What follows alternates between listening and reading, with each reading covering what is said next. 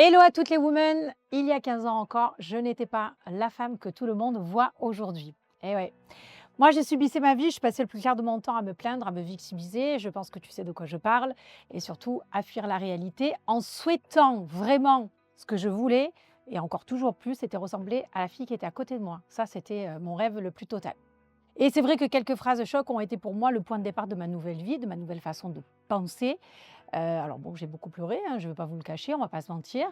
Mais j'ai surtout eu des prises de conscience en fait, et j'ai réussi à me valoriser, j'ai réussi à me découvrir et surtout à accepter celle que j'étais et à me battre pour faire rayonner cette vérité. Et ce travail, c'est vrai que je l'ai réalisé, toute seule. J'ai créé ma propre méthode que j'ai nommée la stratégie de soi, qui est simple, qui est abordable, qui est facile, qui est efficace, mais surtout c'est vraiment une méthode, qui est complète, qui est vraie, qui est sincère et même qui est authentique. Et pour moi, c'est une vraie méthode fascinante parce que je la trouve innovante, je la trouve exclusive et je la trouve surtout inédite parce que ma vision va au-delà du simple développement de soi qui est tant à la mode et un petit peu trop galvaudé, je dois le dire. Pour moi, la confiance en soi, c'est allier la connaissance de soi à la connaissance et maîtrise de son image extérieure. Ça veut dire qu'il y a un vrai travail intérieur et extérieur à faire. Et moi, ma promesse, c'était d'arrêter de me mentir à moi-même. En vrai, ça a été mon point de départ. Et mon objectif, c'était faire avec ce que j'avais en ma possession. Et ce que j'avais en ma possession, c'était moi. Voilà. Donc je l'ai fait, j'ai réussi.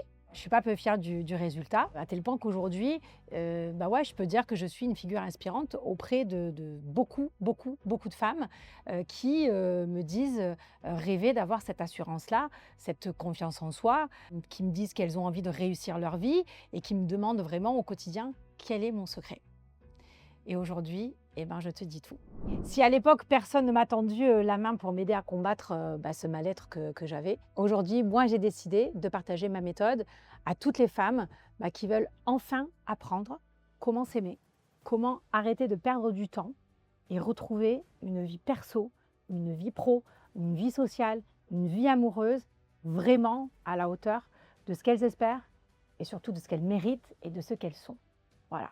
Aujourd'hui, j'ai envie de vous présenter Woman, la méthode que j'ai créée pour accompagner les femmes vers plus de confiance en elles, de présence et de puissance intérieure.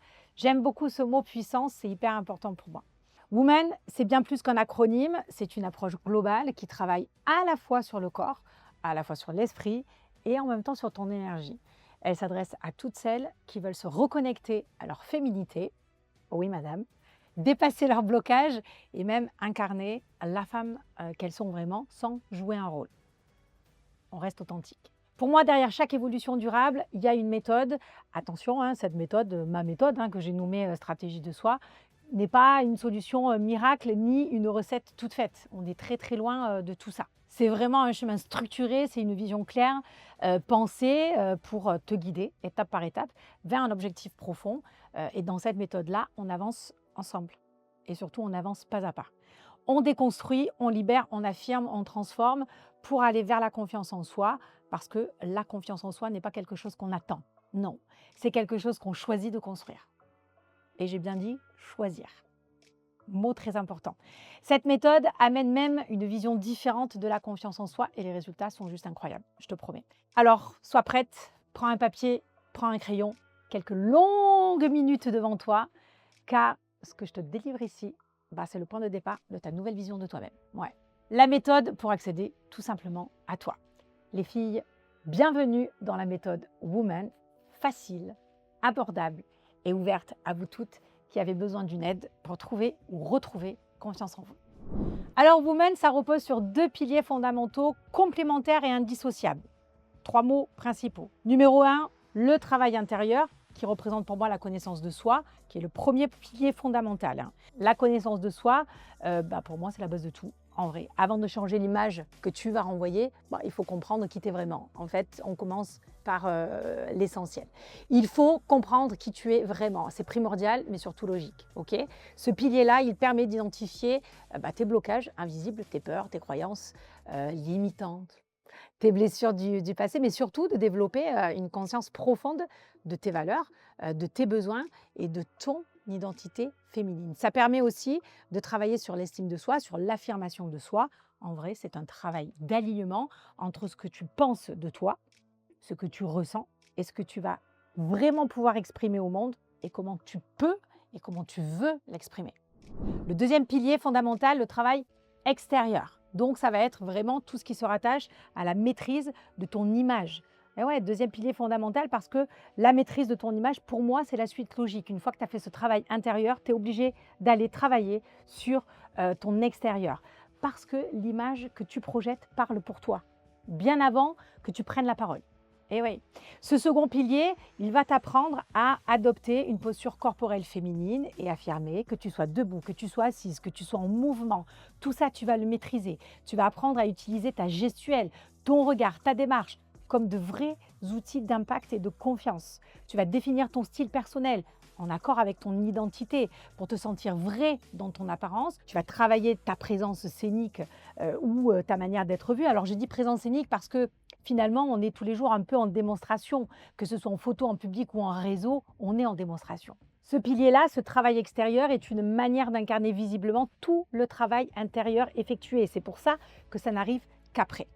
Donc, on va rentrer dans le vif du sujet. C'est la raison pour laquelle je me suis servi ma petite tasse d'eau, ma petite tasse Woman. Je peux pas, j'ai Woman. Voilà, elle va être avec nous pendant un petit bout de temps. Allez, on commence avec la stratégie de soi. Accroche-toi. Ça va être un petit peu long, mais facile à comprendre. Je te promets. Allez, donc la stratégie de soi, qui est le cœur de la méthode Woman, ça tu l'as bien compris, est un vrai processus d'évolution personnelle qui invite vraiment chaque femme à partir à la recherche d'elle-même, avec vérité, avec courage et avec conscience. Ok? Ça, c'est le point de départ. Cette stratégie de soi, elle repose sur 4 mini-stratégies réunies dans ce que j'appelle finalement la méthode des 3 PI. Facile. Stratégie personnelle, stratégie psychologique, stratégie physique et stratégie inspirationnelle. 3 PI. Ok? Chacune de ces mini-stratégies va travailler un aspect fondamental de la construction de soi. Ok? On commence par le commencement. La stratégie personnelle. La première.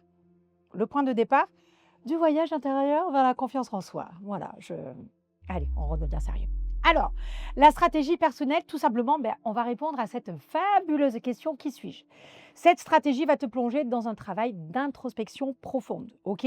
Ça pose les bases de la connaissance de soi en te guidant à travers une série de réflexions et de questions logiques, mais puissantes, hein? Et ouais, oui, puissantes. Pour répondre à cette interrogation essentielle que beaucoup ont peur de se poser et surtout pour laquelle on a rarement une réponse spontanée. Qui suis-je vraiment, moi? D'accord? Au-delà des rôles, des masques et des attentes. Cette stratégie-là, elle va vraiment te permettre de construire un socle intérieur qui est solide en venant explorer les points suivants. Premier, savoir-être. Ok, premier élément de la stratégie personnelle. Et oui, en structure, ok, donc on a la stratégie de soi avec les 4 petites stratégies. Et dans chaque petite stratégie, on a des petits points comme ça qui viennent. Le premier, donc, le savoir-être, qui pour moi est un ensemble de qualités personnelles et surtout relationnelles. Ça va correspondre en fait à ta capacité de produire des actions et des réactions adaptées à l'environnement humain dans lequel tu es.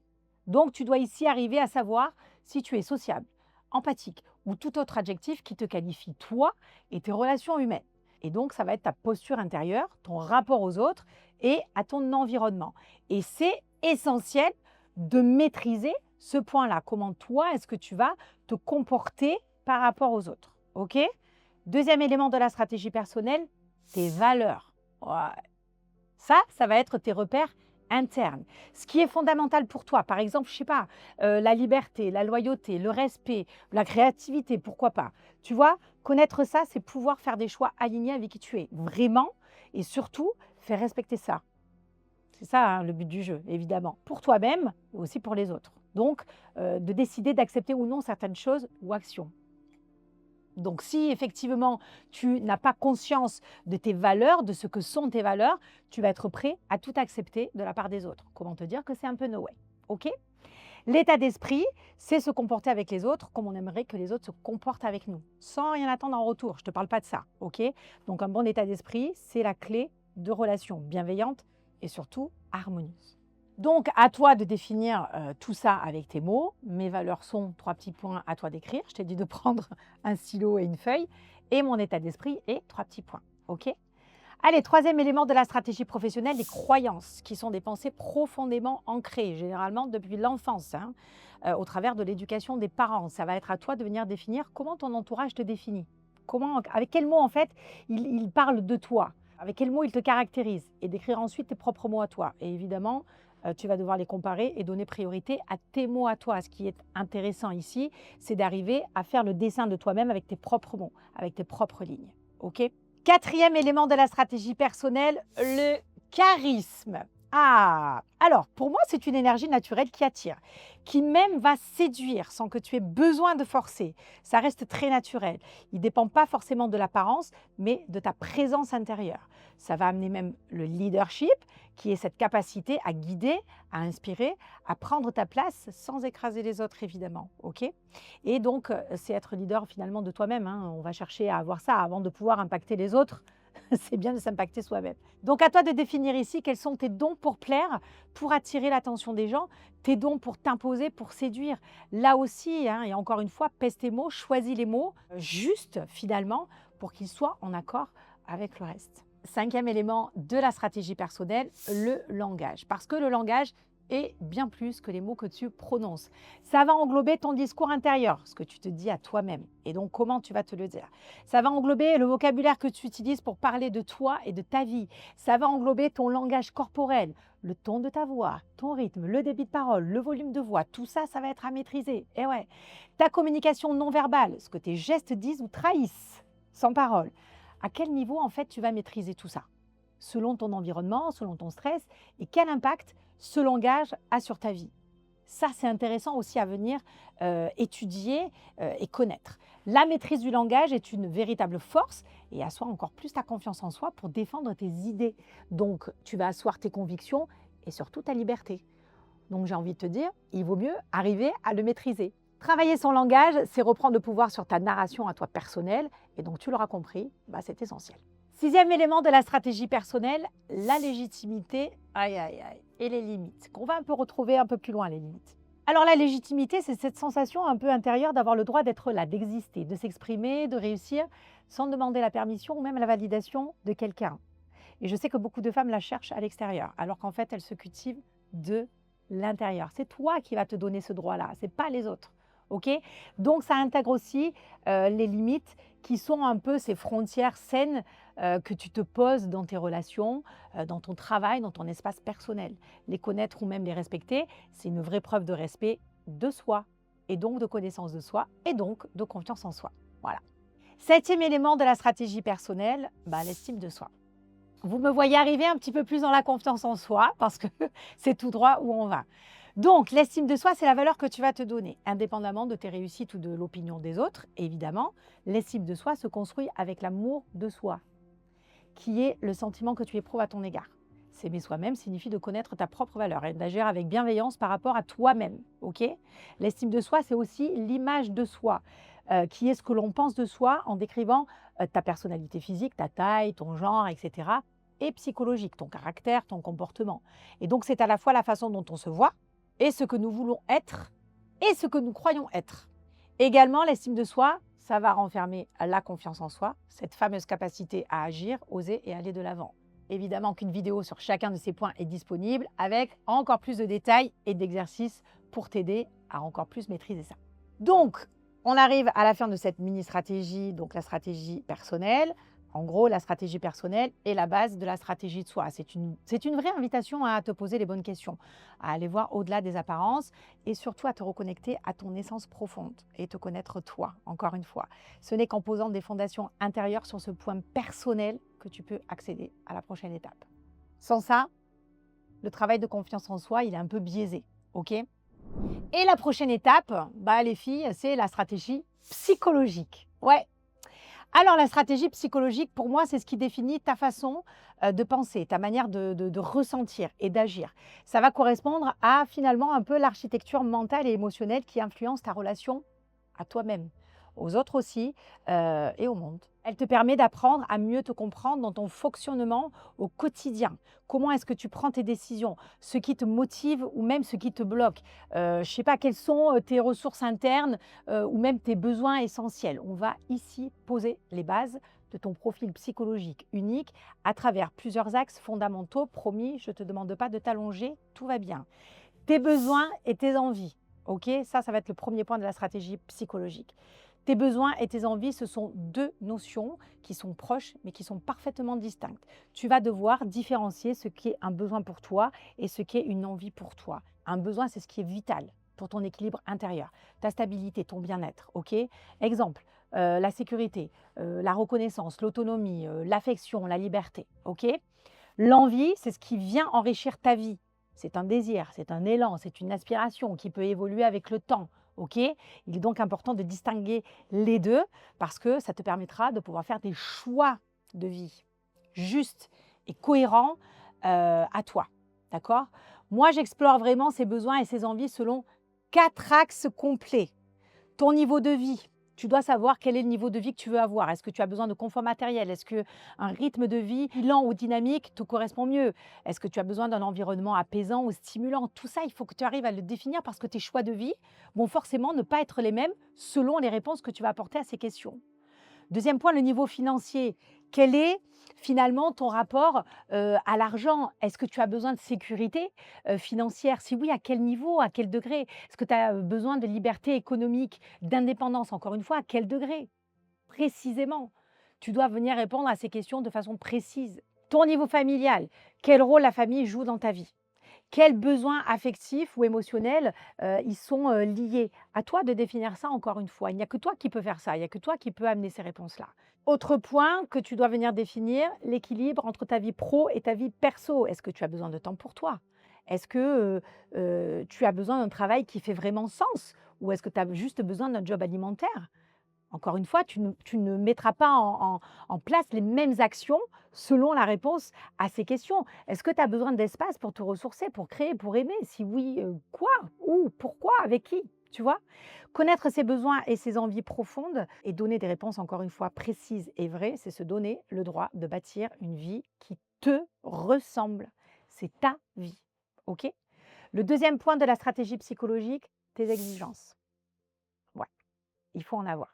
Les exigences, eh ben, ce sont un peu les standards que tu poses pour ta propre vie. Ce que tu n'es plus prête à tolérer, en fait, ce que tu vises, ce que tu considères comme acceptable ou non. Ce sont finalement un peu tes règles du jeu, tes règles internes, quoi, hein.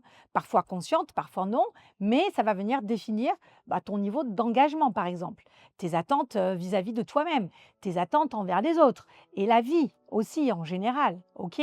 Donc venir travailler finalement tes exigences, c'est apprendre à les ajuster. Ni trop basse, parce que là, tu vas t'oublier, ni irréaliste, parce que là, tu t'épuises. Et puis alors, cet échec va vraiment encore plus effacer la confiance en soi. OK. Elles doivent être justes pour toi. Le troisième point de la stratégie psychologique, tes objectifs de vie. Les objectifs de vie, il faut que tu en aies, hein, parce que c'est vraiment les directions profondes que tu veux donner à ton existence. Alors, si tu n'en as pas, c'est un peu compliqué. Ces objectifs-là ne sont pas forcément professionnels, hein. Ils peuvent concerner ta contribution, ta relation à toi-même, ton rôle de mère, par exemple, de femme, d'artiste ou que sais-je encore. Un objectif de vie, c'est vraiment une vision à court, moyen et surtout long terme. C'est une intention stable. Au-delà des étapes de parcours, c'est comme une espèce de fil conducteur comme ça qui donne du sens à ton quotidien. Par exemple, ça peut être, je ne sais pas, vivre en cohérence avec tes valeurs, être libre géographiquement ou financièrement, tu vois, aider les autres à se transformer. Ça peut être un objectif de vie. Créer une œuvre, une entreprise, une famille, ça peut être aussi un objectif de vie. OK? Petit exercice facile et centré sur toi, essaie de répondre en détail à cette question avec des mots bien précis. Donc, dans 5 ans, je veux être. À toi de donner la suite à ça. Un peu comme une histoire que tu pourrais écrire, que tu pourrais même lire, hein. À toi de donner chaque détail et d'imaginer chaque dimension de chaque page pour donner vie à cette histoire, justement. Le troisième point de la stratégie psychologique, tes limites. Psychologique ou émotionnelle, hein, peu importe, en tous les cas, il faut arriver à connaître tes limites. C'est pas forcément se freiner, hein, c'est pas s'empêcher de faire quelque chose, c'est simplement se respecter. C'est savoir jusqu'où tu peux aller avec force mais surtout lucidité. Ça va inclure ton courage, ta capacité à faire face à l'inconfort, par exemple, à sortir de ta zone de confort. Ça va inclure ta force, ta solidité émotionnelle dans les tempêtes, par exemple, ta motivation, ce qui te pousse à agir, tu vois, même quand c'est difficile.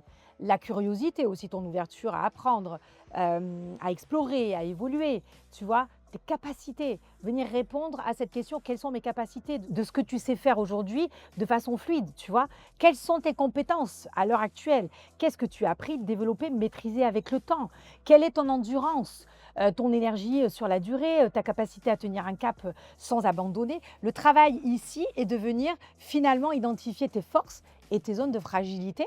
Je n'ai pas dit faiblesse, j'ai dit fragilité. Et quelque part, c'est créer une stratégie adaptée à toi et non copier sur les autres. OK?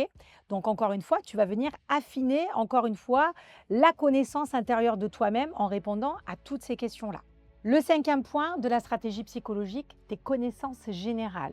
Parce que oui, tu es le fruit de ton expérience à toi, de tes apprentissages à toi, de ta culture à toi. OK? Donc, faire le point sur tes connaissances générales, c'est pouvoir identifier tes savoirs acquis, scolaires, pro, personnels, ton niveau de culture générale, tes compétences transversales, je ne sais pas, en communication, je sais pas, analyse, créativité, à toi de venir définir tout ça. Mais en tout cas, ça va vraiment te permettre de voir tes ressources mentales et intellectuelles actuelles et celles que tu souhaites développer surtout. OK, ça va te permettre de te positionner, de savoir jusqu'où tu peux aller dans telle ou telle discussion et donc de toujours maîtriser l'essence des discussions. Et c'est important, ou sinon tu te perds et ou sinon tu finis par te taire et après tu finis par subir. Ça, on n'aime pas trop. Le 6e point de la stratégie psychologique, ton pourquoi personnel.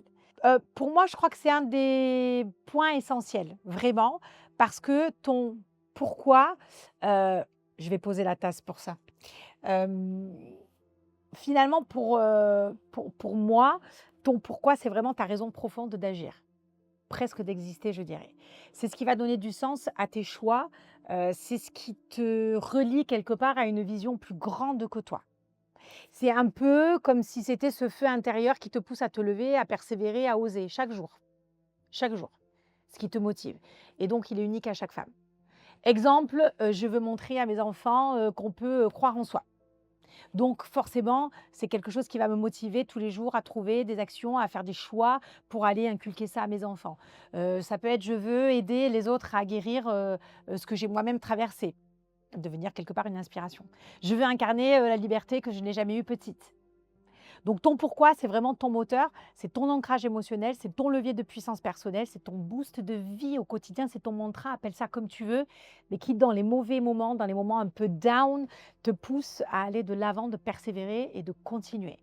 Et c'est probablement une des questions, encore une fois, les plus importantes à se poser et surtout à en trouver la réponse. Voilà. On arrive à la conclusion de cette stratégie psychologique qui finalement est un petit peu ta boussole intérieure, cette boussole qui te permet de construire une vie qui te ressemble, encore une fois, sur des fondations solides, en pleine conscience de qui tu es mentalement, émotionnellement et que j'arrive pas à le sortir, et psychologiquement.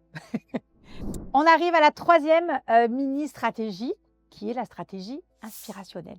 Promis, c'est un petit peu plus court, c'est un petit peu plus léger sur ce point-là. En gros, cette mini-stratégie-là, inspirationnelle, c'est ce qui va te définir un état d'esprit particulier, une espèce comme ça d'élan, de créativité, une volonté d'agir un peu différemment. C'est un peu ce souffle intérieur qui va te permettre de penser, de créer et de fonctionner à un niveau supérieur, bien au-delà de ce que tu ferais dans un état normal ou routinier. OK? Ça va venir, cette inspiration, activer une vision bien plus large, une énergie plus vive et ce qui va te pousser à donner le meilleur de toi-même, en vrai, en te reconnectant à ce qui t'élève, à ce qui t'émeut ou à ce qui te motive profondément. Et pour créer un environnement qui nourrit un peu comme ça ton feu intérieur, ton essence, 2 piliers fondamentaux doivent être bien choisis. J'ai nommé ton entourage et tes influences. Oui, madame. Voilà, donc là aussi, tu vas devoir venir un petit peu chercher, analyser pour pouvoir avancer, trouver des réponses et peut-être même faire le tri. Alors, on va commencer par l'essentiel de cette stratégie inspirationnelle, ton entourage.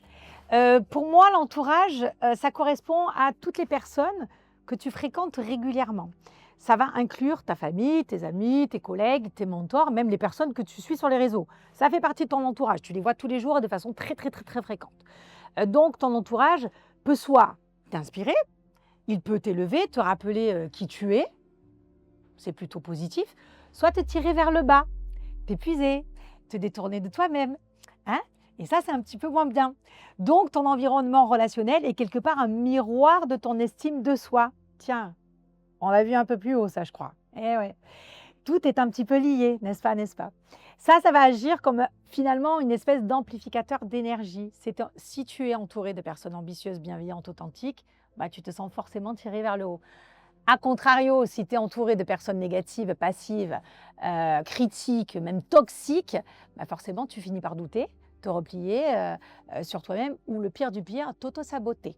Voilà, on va éviter, hein, les filles. Donc, on fait le tri, on analyse bien et c'est formidable. Donc, travailler ton entourage, c'est poser vraiment des choix conscients.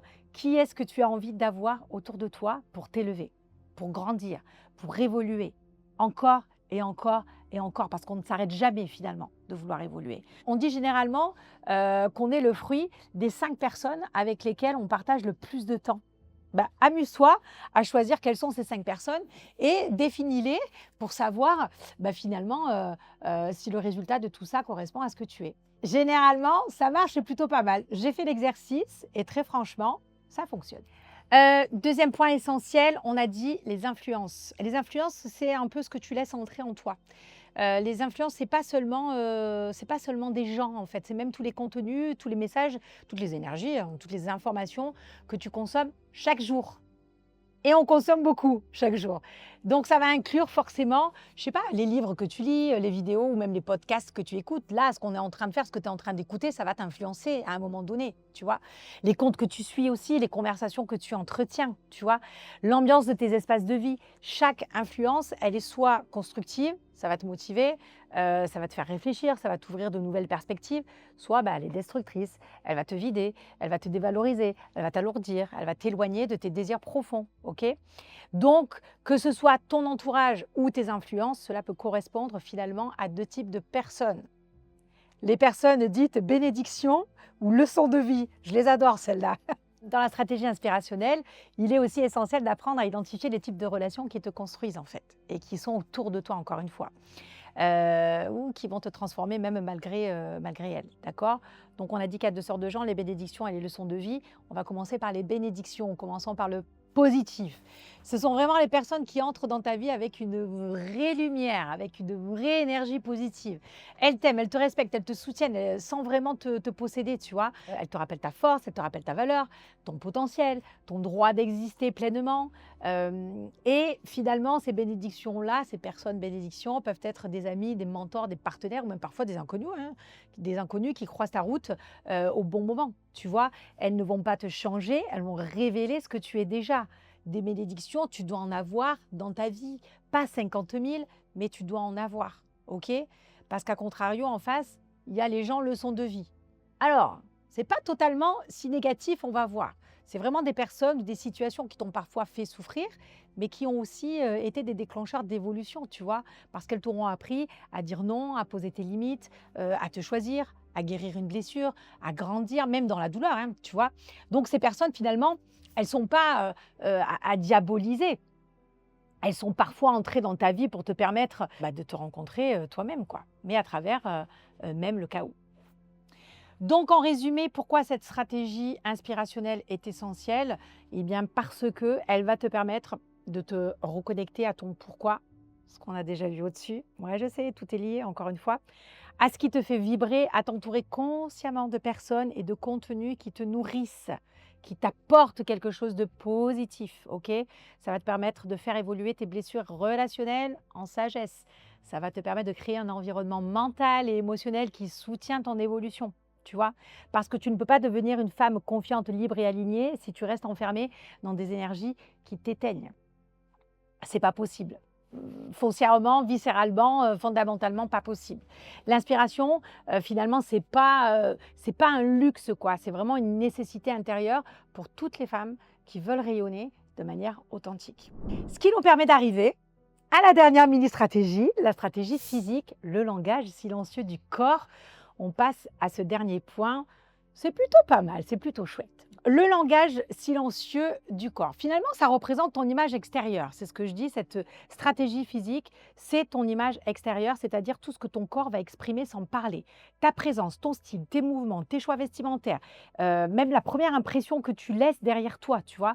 Donc, en travaillant cette stratégie-là, tu apprends à faire de ton image un véritable outil d'expression et de confiance et d'impact. Aligné avec qui tu es à l'intérieur, tout le travail qu'on a fait au-dessus, eh ben, ça devient une véritable arme de la confiance en soi. Promis, juré. Je ne veux pas dire cracher, mais presque. La première des choses est d'arriver à définir tes complexes et tes atouts. Apprendre à te regarder autrement, mais surtout avec vérité et surtout avec entièreté. Et pas venir être focus sur tel ou tel défaut. Le corps est souvent un terrain de conflit intérieur, on le sait, ok. Et les complexes sont des jugements négatifs que l'on porte sur certaines parties de soi. Je suis trop ceci, je suis pas assez ça, je suis difforme, je suis dévalorisée de je sais pas quoi, etc. Ça provient ça de comparaisons, d'expériences passées ou de normes imposées. On essaye vraiment de ne pas laisser le focus sur ça. Ok. Les atouts, au contraire, sont des traits ou des aspects de ton apparence que tu vas valoriser naturellement, qui te plaisent ou qui te donnent de l'assurance. J'ai un beau sourire, j'ai une taille marquée, j'ai des jolies petites chevilles, ou mes lobes d'oreilles sont super beaux. Le moins de détails compte, hein, c'est super important. Ok. L'objectif ici n'est pas d'être parfaite, mais de reconnaître, de réconcilier, de valoriser ce que ton corps exprime en toute conscience et surtout de travailler avec ce que la nature t'a donné, toi et tout ce qui va avec. Ok. De toute façon, tu n'as vraiment pas d'autre choix que de l'accepter, le comprendre pour venir le sublimer. Vraiment, pour moi, ça a été une vraie révélation et une véritable prise de conscience, ça. Franchement, franchement. Et c'est là que le conseil en image entre en action. Tadam! Je l'adore celui-là. Si tu connais pas ce truc-là, franchement, ouvre bien tes oreilles, parce que encore une fois, pour moi, ça a été une révélation de vie, ce conseil en image. Ça a éclairé tellement d'ampoules et de lanternes, incroyable. Pour moi, le conseil en image, c'est une science au service de ton identité visuelle. Contrairement aux idées reçues, le conseil en image n'est pas une affaire de superficialité, de matériel, mais une véritable discipline structurée qui mêle esthétique, psychologique, morphologie et communication non verbale. Beau programme. Eh ouais. Il permet vraiment de mettre en cohérence ton apparence avec ta personnalité profonde. Et c'est tout l'art et toute la définition de la stratégie de soi. Voici donc les composantes clés du conseil en image que tu pourras évidemment découvrir encore plus en détail dans des vidéos encore plus approfondies avec notre experte conseil en image.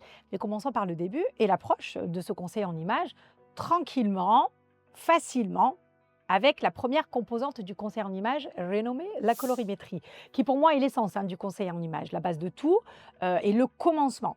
La colorimétrie, c'est l'étude des couleurs qui vont te mettre naturellement en valeur en fonction de la teinte de ta peau, en fonction de la couleur de tes yeux, en fonction de la couleur naturelle de tes cheveux. Tu vas donc travailler ta colorimétrie. Et travailler ta colorimétrie, c'est trouver les couleurs qui illuminent ton visage, c'est mieux choisir tes vêtements, tes accessoires, ton maquillage, ta couleur de cheveux, c'est éviter les erreurs qui te ternissent. Et encore une fois, une vidéo spécifique sur la colorimétrie qui va t'accompagner pas à pas pour savoir quelle est ta colorimétrie à toi et trouver ta palette de couleurs idéale sera disponible. La colorimétrie va directement être liée à ce qu'on appelle les saisons. Chaque femme peut être associée à une saison colorimétrique. Printemps, été, automne, hiver. C'est comme la mode. Voilà. En fonction de la chaleur, de la luminosité et la profondeur de ses teintes naturelles. Par exemple, une femme qui est d'une saisonnalité printemps, elle va pouvoir utiliser des couleurs chaudes et des couleurs claires et lumineuses. Si elle est été, ça va être des couleurs froides, douces et plutôt pastel, un peu délavées comme ça. Si elle est automne, ton chaud, riche et terreux, et si elle est hiver, ça va être des couleurs froides, intenses et contrastées. Et c'est à ce moment-là que vous allez me dire, mais Élodie, c'est super, comment est-ce qu'on sait si on est été, automne, hiver ou printemps? Eh bien, je vais vous répondre qu'une vidéo explicative t'aide à identifier ta saison et surtout à l'utiliser dans tes choix de couleurs. Là, on est vraiment sur une approche, juste pour te montrer à quel point la couleur est essentielle pour venir maîtriser ton image extérieure. Deuxième composante du conseil en image, la morphologie. La morphologie correspond à la forme naturelle de ton corps. Tes épaules, ta taille, tes hanches, tes jambes. Il existe différentes typologies morphologiques. Alors, on a un peu des noms un peu différents en A, en H, en X, en V, en O ou en cercle, en triangle, ovale, bref. On verra ça évidemment en détail aussi. Mais en tout cas, connaître sa morphologie va te permettre de comprendre comment ton corps il est structuré. Et donc forcément, apprendre à l'habiller avec harmonie. Dans le conseil en image, on va toujours venir rechercher cette harmonie, cet équilibre visuel. Ok. Donc connaître ta morphologie va te permettre d'apprendre à habiller ton corps avec harmonie et surtout mettre en valeur tes proportions sans les masquer. Hein. Là aussi, une vidéo dédiée à la morphologie est disponible pour t'aider à déterminer la tienne. Okay. Troisième composante du conseil en image, le style vestimentaire. Ben oui, c'est pas tout hein, de savoir la couleur, de savoir comment est notre corps. Si en même temps, on n'arrive pas à définir son style vestimentaire, c'est un petit peu ballot et on n'avance pas grandement sur ce conseil en image. Donc, le style vestimentaire, c'est l'expression visuelle de ta personnalité. Ok. Il transmet des messages sans que tu aies besoin de parler. Élégance, créativité, autorité, douceur, simplicité. Apprendre à définir ton style, finalement, c'est gagner en cohérence, encore une fois, évidemment, en alignement. C'est mieux consommer aussi, tiens, on fait du bien à son porte-monnaie, on fait du bien à la planète. On n'oublie pas. Ça permet de renforcer aussi ton estime de soi par l'image parce que tout est maîtrisé et tout est juste, tout est harmonieux, tout est équilibré en fait. Hein. Là aussi, une vidéo est également disponible sur la découverte et l'affirmation de ton style vestimentaire. N'aie pas peur, notre experte conseil en image te dit tout. Quatrième composante du conseil en image, le visagisme. Le visagisme, c'est un peu l'art comme ça d'adapter ta coiffure, ton maquillage, tes accessoires et même les lunettes hein, à la forme de ton visage, ok? À ta carnation aussi, mais aussi à ton mode de vie, à ta personnalité. Ça va vraiment permettre de révéler naturellement les traits de ton visage, de gagner encore une fois en harmonie et en mise en valeur. Okay. Il y a toute une vidéo complète qui correspond au visagisme et même des vidéos qui sont complètement détaillées sur les visages ronds, les visages ovales, carrés, diamants, etc. Donc, il y a tout pour toi. La cinquième composante du conseil en image, la posture. Le corps qui parle. Alors, enfin, la posture, pour moi, est l'un des langages les plus puissants du corps. Parce qu'avant même que tu ouvres la bouche, ta manière de te tenir dit beaucoup. Est-ce que je vois là de la confiance ou de la réserve? Est-ce que je suis en fermeture? Est-ce que je suis en ouverture? Est-ce que je suis vraiment présente, ancrée ou est-ce que je suis plutôt effacée? Donc, du coup, travailler ta posture, ça va vraiment te permettre de trouver une vraie verticalité intérieure et aussi extérieure. Tu vois, ça va t'apprendre à habiter ton corps avec grâce et assurance, n'est-ce pas? Donc, développer un langage corporel cohérent avec ta personnalité. Donc, en résumé, la stratégie physique est le lien entre ce que tu ressens à l'intérieur et ce que tu montres à l'extérieur. Elle te permet de te réconcilier avec ton image. Et ça, c'est la vie. Elle te permet de révéler ton unicité parce que oui, tu es unique. Elle te permet de rayonner avec cohérence, avec élégance, avec puissance. Ok? Tu l'auras compris, ton corps n'est pas un simple support. Il est vraiment un outil de communication et c'est l'outil de communication le plus direct que je connaisse, le plus visible et surtout le plus sincère. Il ment pas. Et ici, tu as enfin la méthode pour en prendre conscience, pour l'accepter, pour ensuite le maîtriser et t'en servir à la perfection. En conclusion, la stratégie de soi est au cœur du concept Woman, tu l'auras bien compris, et c'est bien plus qu'un simple outil de développement personnel. C'est un vrai parcours structuré, profond, qui permet ton évolution. Je ne parle pas de changement, je parle d'évolution, qui offre à chaque femme de se reconnecter à son essence, de reprendre un peu sa place, ou de la prendre tout court, et d'incarner pleinement celle qu'elle est déjà au fond d'elle. En combinant ces 4 mini-stratégies personnelles, psychologiques, inspirationnelles et physiques, tu as vu, c'est facile. C'est que des questions auxquelles il faut que tu apportes des réponses. Tu apprends à connaître, à comprendre, à activer et à exprimer chaque facette de ton identité. Ça, c'est un vrai cadeau. Tu te redécouvres intérieurement, tes pensées, tes croyances, tes émotions, tes besoins, tes valeurs. Et tu prends conscience de tes forces mentales et émotionnelles. Tu t'entoures d'un environnement qui inspire, qui est porteur. Et en finalité, tu t'alignes avec une image extérieure cohérente qui parle pour toi, avec justesse et avec impact. La stratégie de soi, c'est une vraie rencontre puissante avec toi-même. C'est un chemin vers la confiance, vers l'alignement et vers la rayonnance. Ok ? Enfin, tu vas vibrer. justement. Et si tu ne sais pas encore par où commencer, bah, commence par te poser cette question simple, mais qui est fondamentale. Est-ce que je suis prête à devenir la femme que je suis déjà, mais que j'ai trop longtemps oubliée? Tu prends ensuite une feuille, tu prends ensuite un stylo, ou mieux, tiens, tu prends ton petit carnet, ma stratégie de soi, que tu peux trouver sur le site www.womanbyelodievillemus.com. Tu reprends cette vidéo depuis le début et tu verras, le résultat est extraordinaire, vraiment. En tout cas, c'est vraiment la méthode que je me suis appliquée à moi-même, que j'ai moi-même testée. Donc, je ne peux dire qu'une chose, c'est qu'elle a quand même bien fonctionné.